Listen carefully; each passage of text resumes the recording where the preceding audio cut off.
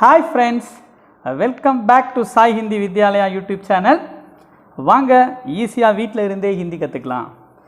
So நேற்று பார்த்தீங்க அப்படின்னு சொன்னால் நம்ம பார்ட் 2 அப்படின்னு சொல்லி ஒரு செஷனுக்கு பார்த்தோம். அதில் மெய்யெழுத்துக்கள் எப்படி ஹிந்தியில் எழுதுறது, அதுவும் காரோ சாரோ டாரோன்னு ஒரு 3 ரோ சொல்லி கொடுத்தேன் பார்ட் 2ல். அந்த கா வரிசை அப்படின்னு சொன்னோம்னா அதில் மொத்தம் 4 கா இருக்குது. காக்கா காகா, அதுக்கப்புறம் ஞா அப்படின்னு முடிஞ்சிச்சு. அதே மாதிரி சா வரிசையில் சாச்சா ஜாஜா ஞா அப்படின்னு முடிஞ்சிச்சு. டா வரிசையில் டாட்டா டாடா நான்னு முடிஞ்சிச்சு.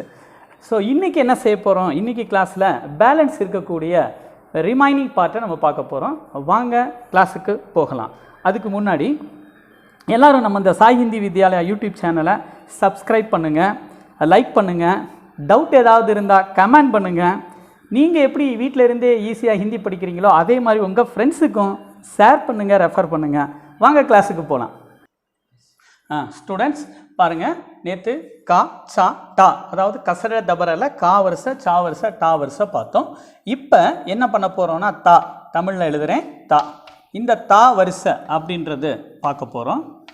இந்த தா வரிசையில் ஃபஸ்ட்டு தா, நார்மலாக ஹிந்தியில் நம்ம ஏற்கனவே பார்த்தோம் இல்லையா, ஃபஸ்ட்டில் 3-4 கா இருந்த மாதிரி தா வரிசையில் 4 தா இருக்குது. முதல் தா டிஹெச்ஏ தா.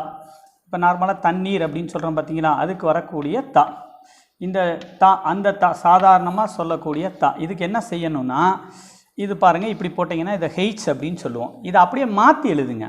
இப்படி போடுங்க, இப்படி போடுங்க, இப்படி சைடில் ஒரு கோடு போடுங்க, மேலே ஒரு கோடு போடுங்க. அவ்வளோதாங்க தா. ரெண்டாவது தா தா, இதை கொஞ்சம் ஸ்ட்ரெஸ் பண்ணி சொல்லுங்கள். இதை கொஞ்சம் அழுத்தி சொல்லும்போது தா தா அப்படின்னு சொல்லணும். இப்போ உல்டா சி போடும்போதே ஒரு முட்டை போட்டு சி போடுங்க. இப்படி போடுங்க, சி பக்கத்தில் இப்படி இழுத்து விட்டு அப்புறம் ஒரு 1ஆம் நம்பர் போடுங்க, அதுக்கு மேலே இப்படி ஒரு கோடு போடுங்க. அவ்வளோதாங்க. அடுத்தது இந்த முதல் எழுத்துக்கும் 3ஆவது எழுத்துக்கும் சவுண்ட் சிஸ்டம் மாறும்னு சொன்னோம். அப்போ இந்த தா இது தான்னு மாறும், டிஹெச்ஏ தா. அப்போ தா அப்படின்னு சொன்னால் தண்டனை அப்படின்னு சொல்கிறோம் பார்த்தீங்களா, அந்த இதுக்கு வரக்கூடிய இந்த தா, இந்த சவுண்டு தா, தா சவுண்டு, டிஹெச்ஏ தா சவுண்ட். என்ன பண்ண போகிறோம், 1 போடுறோம் பாருங்கள்.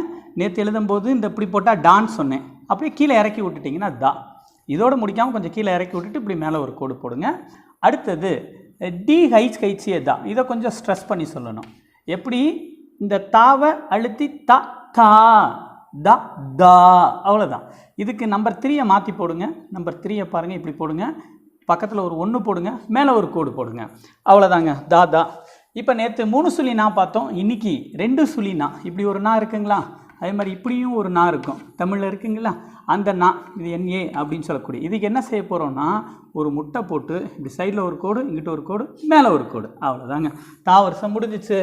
இப்போ அடுத்தது பா வரிசைக்கு போகிறோம். கசட த, அடுத்தது ப, கசட த ப, கசட த ப. அந்த பா வரிசை, அந்த பா வரிசைக்கு நார்மலாக பட்டம், பட்டம் பார்த்துருக்கீங்களே எல்லாம், அதுக்கு வரக்கூடிய பிஏ பா, சாதாரண பா. இது என்ன செய்ய போகிறோம், இந்த ஹெச் அப்படியே நெட்டக்குத்தில் இப்படி நிறுத்தினா எப்படி இருக்குன்னு பாருங்கள். இப்படி வருமா, இந்த பொசிஷன் கிடைக்குமா, இது தாங்க பா. அடுத்தது எஃப்ஏ ஃபா. அப்போ இது எஃப்ஏ ஃபா, பல்லுலையும் உதட்லையும் சவுண்டு வரணும். ஃபா ஃபா சொல்லி பாருங்கள் எல்லோரும், ஃபா. இந்த பாவை அப்படியே திருப்பி எழுதுங்க. எங்கே எழுதுனீங்களோ அதே மாதிரி எழுதி, எங்கே இருந்து இங்கே பாருங்கள், மேலேருந்து இதே அளவு எந்த இடத்துல முடியுதோ அங்கேருந்து கீழே இப்படி ஒரு கோடு, இதுக்கு மேலே இப்படி ஒரு கோடு போடுங்க. நிறைய பேர் இப்படி போடுவாங்க, இப்படி போடாதீங்க, அது தப்பு, சரிங்களா. அடுத்தது 3ஆவது, இந்த சவுண்டு மாறணும். பந்து அப்படின்றதுக்கு என்ன சவுண்டு வருதுன்னு பாருங்கள், பிஏ பா. இதுக்கு என்ன பண்ண போகிறோம், ஒரு கோடு, நடுவில் ஒரு முட்டை, அதுக்குள்ளே ஒரு சின்னதாக ஒரு கோடு. அவ்வளோதாங்க, முடிஞ்சு போச்சு, சரிங்களா. இப்போ பா பா ஃபா பா. அடுத்தது பாரத் பான்னு சொல்லுவோம், பிஹெச்ஏ பா. நம்ம பாரதம் அப்படின்னு சொல்கிறதுக்கு வரக்கூடிய ஆனா தாங்க, தமிழில் ஆனா எழுதுறீங்களா, இப்படி கொஞ்சம் மாற்றி எழுதுங்க, சிறுசாக எழுதுங்க, எழுதி மேலே ஒரு கோடு போடுங்க. அவ்வளோதாங்க, இது தாங்க பா. அடுத்தது மா, எம்ஏ மா. இதுக்கு இந்த முட்டையை மாத்திரம் எடுத்துகிட்டு எழுதுங்க, அதாங்க மா. அவ்வளோதாங்க மா.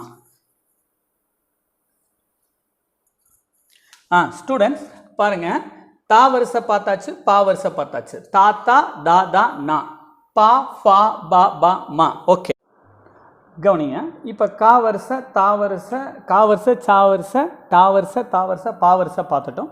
இப்போ அடுத்தது யாரா லாவா, இடையின எழுத்துக்கள். யா பாருங்கள், ரா 2 ரா இருக்குங்களா, இப்படி ஒரு ரா இருக்குது, இப்படி ஒரு ரா இருக்குது. அடுத்தது யா ரா லா, இப்படி ஒரு லா இருக்குது, இந்த மாதிரி ஒரு லா இருக்குது. அடுத்தது வா அப்படின்னு சொல்லக்கூடிய எழுத்து இருக்குது. இதை எப்படி எழுதுறதுன்னு பார்ப்போம். இதுக்கு முன்னாடி ஒரு சின்னதாக ஒரு ட்ரிக்கு சொல்லித்தரேன். 2வது கா இருக்கு இல்லையா, 2வது கா, இதை அப்படியே ஒரு வெட்டு வெட்டுங்க. அப்படியே 2வது காவை ஒரு வெட்டு வெட்டுனா அதனுடைய முதல் பகுதி ரா, அதனுடைய கடைசி பகுதி வா, அதனுடைய கடைசி பகுதி வா.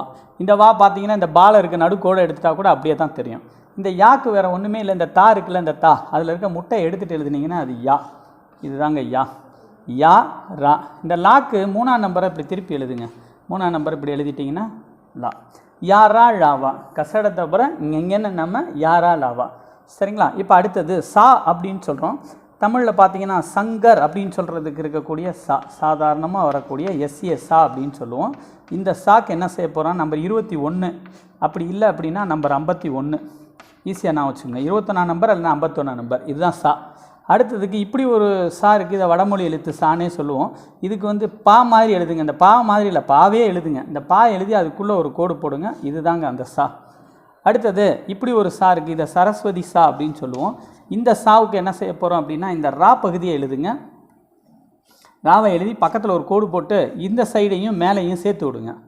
ஷா ஷா. அடுத்தது ஹா ஹா. ஹர்ஷாக்கு வர ஹா, இப்படி ஒரு எழுத்து இருக்குது, ஹான்னு ஒரு எழுத்து. இதுக்கு 1 எஸ்ஸு, 1 போட்டு ஒரு எஸ்ஸு, நார்மலாக எஸ்ஸு போட்டிருக்கீங்க. இந்த ஓரத்தில் இந்த எட்ஜில் இருந்து ஒரு சி போட்டுருங்க. சி போட்டு மேலே ஒரு கோடு போட்டுருங்க. அவ்வளோதாங்க ஹா.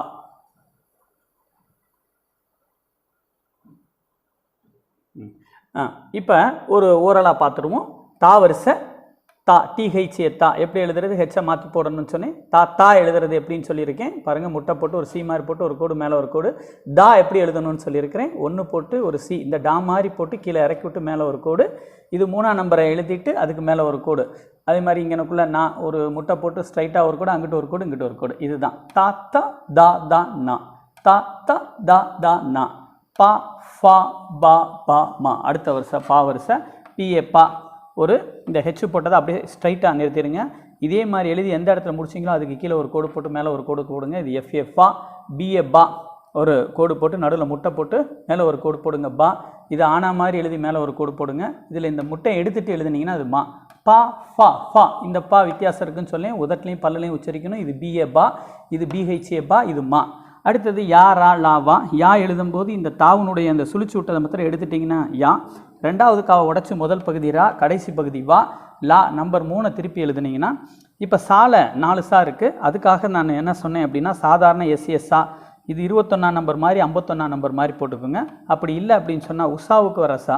இந்த பா மாதிரி எழுதி நடுவில் ஒரு கோடு போட்டுக்கலாம். இது சரஸ்வதி சா. இந்த ரா போட்டு பக்கத்தில் கோடு போட்டு 2 எழுதிடுங்க. ஹா ஒரு எஸ் போட்டு ஒரு சி போடுங்க. அவ்வளோதான். இதுக்கு அடுத்தது உங்களுக்கு ஸ்பெஷல் கான்சனன்ட்ஸ்னு இருக்குது, ஒரு 4 லெட்டர். இதை நான் எரேஸ் பண்ணிவிட்டு நான் அதை உங்களுக்கு எழுதி காமிக்கிறேன்.